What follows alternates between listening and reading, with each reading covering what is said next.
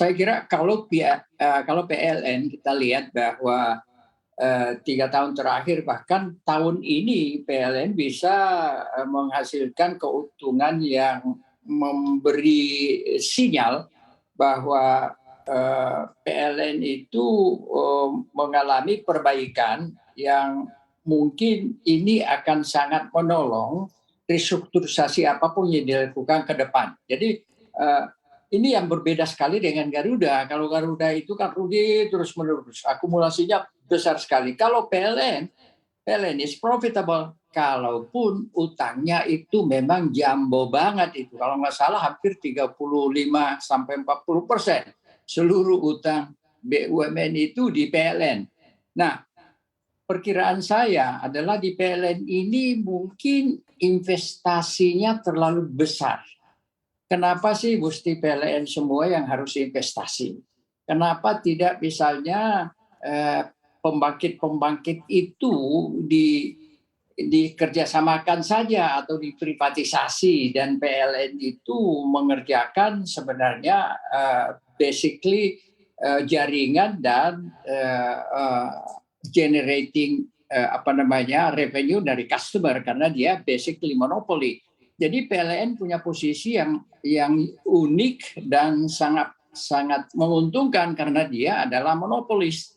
Jadi PLN menurut saya bisa, hanya mungkin di PLN ini perlu kita lihat sampai seberapa jauh investasi di asetnya itu bisa dikurangi.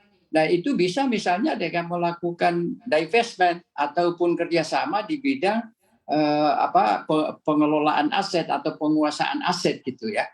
PLN menurut saya tidak punya problem yang acute ya, dan juga selama ini saya amati ya manajemennya juga deliver, itu kelihatan dari profitabilitas yang dilahirkan oleh PLN baik dari 2019, 2020 bahkan terakhir ini lebih bagus lagi.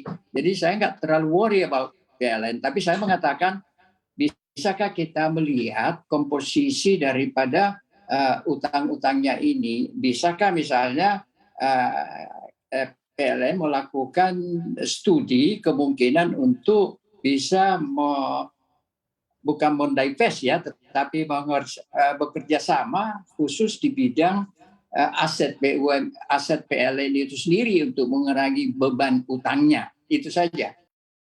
Baik, kita beralih ke Pak Sunarsipp. Kalau Anda nilai seperti apa, ya. Pak Sunarsipp? Ya, sama dengan Pak Tandu ya. Jadi PLN itu perlu dicatat tidak pernah rugi ya.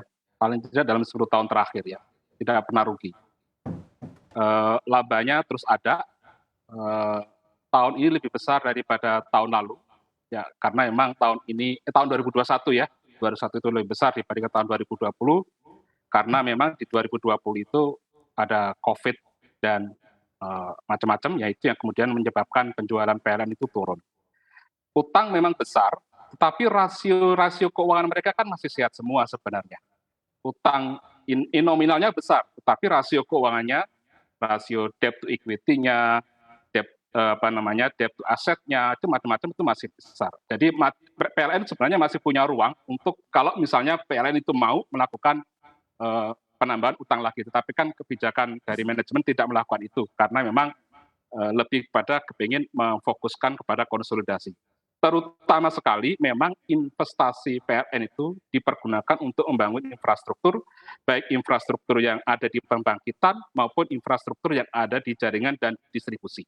Di pembangkitan itu digunakan dalam rangka untuk mengurangi cost, efisiensi mereka, karena kan selama ini PLN itu punya pembangkit, tapi pembangkitnya itu sebagian besar masih berbahan bakar BBM, gas yang itu sebenarnya mahal. Gitu ya. Nah kemudian mereka melakukan investasi di dalam rangka untuk untuk mengkonversi ya aset-aset yang punya biaya mahal itu kemudian menjadi aset-aset yang punya menghasilkan BBP lebih rendah. Itu dilakukan. Kemudian di jaringan, PLN memang harus melakukan investasi di jaringan itu besar sekali.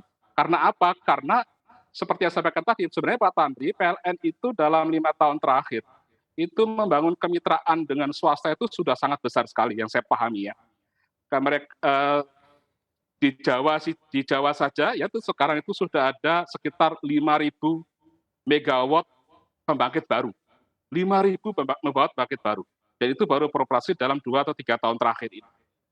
Nah, ini yang kemudian artinya apa? Artinya keterlibatan swasta itu sudah cukup bagus di sana, kemitraan itu sudah terjadi dan PLN kemudian tinggal melakukan investasi infrastrukturnya terutama di jaringan dan distribusi.